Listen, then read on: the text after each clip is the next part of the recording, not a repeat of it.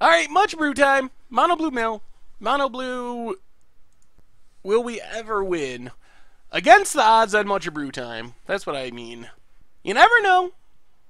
We're waiting for our opponent to mold a 3 or less. 3 or less would be acceptable. Also, I don't know. I mean, we could. I think it's possible that we get some weird nut draw and win in the right matchup. So that's another possibility. Shambling event for our opponent. Well, we Ghost Quarter and start with Jace's Eraser. Pass the turn. Double Psychic Spiral. Not super exciting here. Bloodstain Mire for our opponent. Cracks it. Gets a mountain. So this looks like Mardu something. Wall of Omens. We draw Kraken Hatchling, mill our opponent. If this is Mardu Nahiri and they have Emrakul, we literally cannot win game 1. Alright. This deck. Oh my goodness. Well, after sideboarding, we get Surgical Extractions, Relics of Progenitus, go down Clone, go down Bell Tower Sphinx, go down Psychic Spiral, go down Traumatize, go down a couple Kraken Hatchlings, and try it like that. I promise we're not going to win. I mean, I don't promise, but it seems so unlikely with this deck. I mean, you see one of the big problems right there is, I don't know what the percentage is. I could probably look and see what the percentage of Emrakul decks are in Modern. It might be on the staples list. I'm going to check. Alright, so Emrakul is not in the top 50 creatures, but Tron could potentially have it. Breach decks could potentially have it. I don't know. Maybe 10%. Probably slightly less, but 7% maybe of matchups were just literally drawing dead in game 1. Alright, Island and Jace's Phantasm. Pass the turn. So we have Surgical Extraction, so if we manage to mill an Emrakul, we can get rid of it. Bloodstained Mire, cracked, Blood Crypt, and what, Thoughtseize? Inquisition of Kozilek. Takes Surgical Extraction. We get Kraken Hatchling.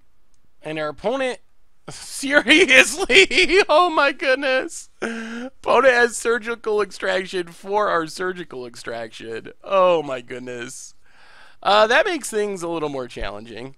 Now we only have 2 Relic of Progenitus as our only ways of stopping Emrakul. Oh my. Oh my god. Alright, so let's get in with Jace's Phantasm. Play Kraken Hatchling, play an Island, pass the turn. Opponent plays a Shambling Vents. Kills our Jace's Phantasm. Well, let's get in with Kraken Hatchling. Gotta send a message. Jesus Archivist, go. I mean, that's all we can do with this deck. Opponent plays a Marsh Flats. Oh, at least I'm getting some laughs out of it. Still, I don't expect to win. Alright, opponent takes up sacks Marsh Flats. Sacred Foundry. Untapped. Is this Liliana? There's Liliana the Veil. Takes it up. Well, let's discard Ghost Quarter. Opponent passes. Let's Mind Sculpt our opponent. Hopefully don't hit an Emrakul. We do not. Multiple Lingering Souls, though. Pass the turn. We're going to stop on our opponent's draw step and Jace's Archivist. And our opponent paths. So we get an Island. Draw into a Fog Bank. Opponent gets to discard their land for a real card. Flashes back Lingering Souls. The odds of us winning here are very slim. Takes up Liliana. Discards Nahiri. We discard a thing. Well, he got a Jace's Phantasm. The problem is, our opponent has Lingering Souls, tokens to block, plays a land, takes up Liliana, flashes back another Lingering Souls. Well, let's attack Liliana. Opponent blocks. Play Relic of Progenitus. Pass the turn. Opponent cracks Arid Mesa. I wonder if they just ultimate Liliana here. Takes down Liliana. Well, we'll sack our hatchling. They must have, what, another Liliana? Shambling Vent activated. Opponent's going aggro.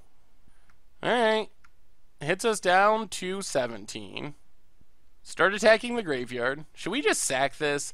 Problem is we need it to beat the Emrakul. Ooh, that's a Consecrated Sphinx. Unfortunately, we can't cast it. Attack Liliana. Opponent blocks. Pass the turn. If we had the ability to... Well, let's crack this. Draw Jace's Eraser. Discard Jace's Erasure. Opponent discard Surgical Extraction. There's a Nahiri, and this one is looking pretty over. Ticks up Nahiri. No loot. Yeah, we can't even do anything. Well, I mean, we're going to play the land. Pass the turn. Maybe our opponent won't tick up. Loots with Nahiri. That means Emrakul's coming next turn, and we don't really have a way to do anything about it. Opponent paths. We get an island. Alright, that does it. Well, Mono Blue Mill. We're starting to learn how it went winless and managed to top 8. That's the story of this deck. So it it made it in the Goldfish database because it made the top 8 of an IQ.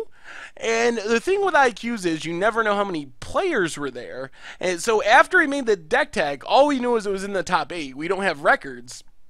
After I did the deck tech, a couple of people who were actually at the IQ, and it was not in Cookiesville, although Cookiesville is my favorite IQ location, but actually 2 people that were at the IQ actually posted on YouTube and commented on YouTube and said that the person made the top 8, but it was an 8-player IQ, and they were 0-4 with the deck.